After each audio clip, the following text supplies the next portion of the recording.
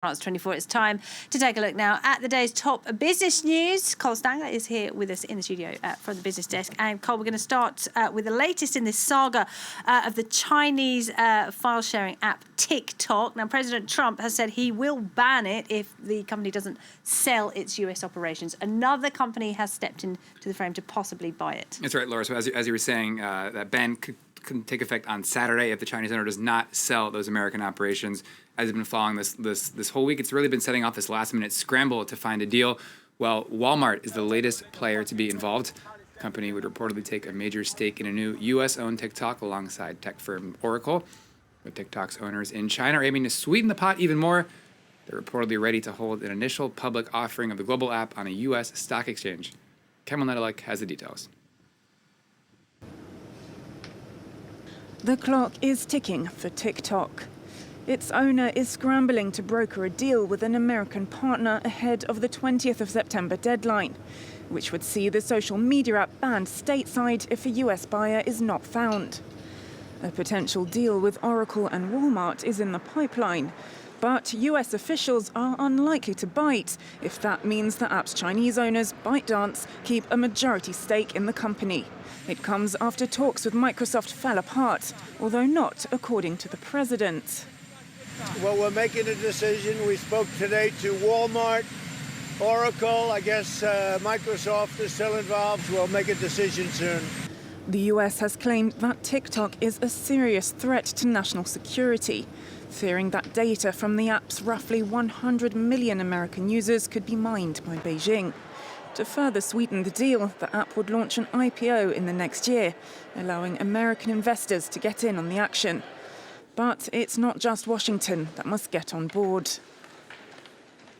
我们敦促美方尊重市场经济和公平竞争的原则，遵守国际经贸规则，停止将正常的经贸合作政治化，为外国企业在美投资经营提供开放、公平、公正、非歧视的营商环境。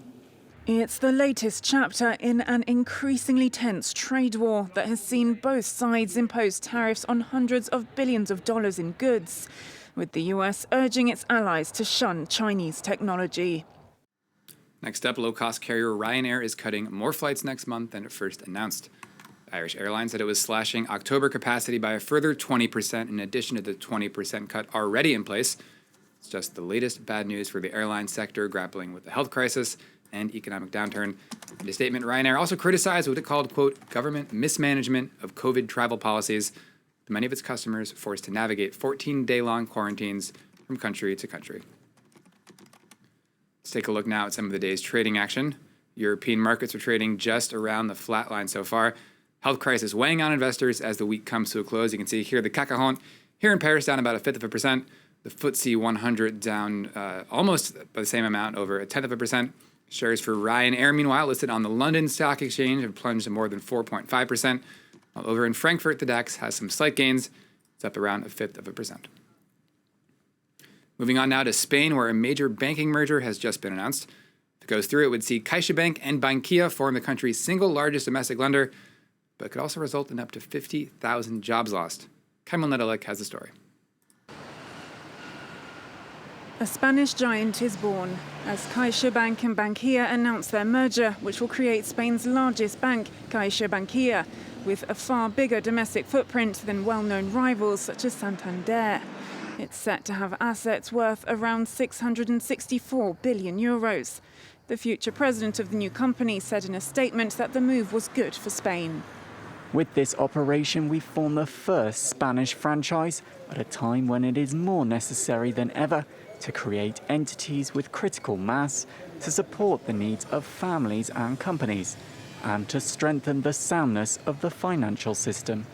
Shareholders in CaixaBank would have 3/4 of the new bank's shares, while Bankia shareholders would have the rest. The Spanish government owns over 60% of Bankia and would have a 14% share in CaixaBankia. In 2012, the state bailed out Bankia with 22 billion euros, of which it has only recovered a fraction. Bankia's brand turned toxic in recent years after a failed flotation that saw many small shareholders lose money. Its management team at the time is now on trial for fraud.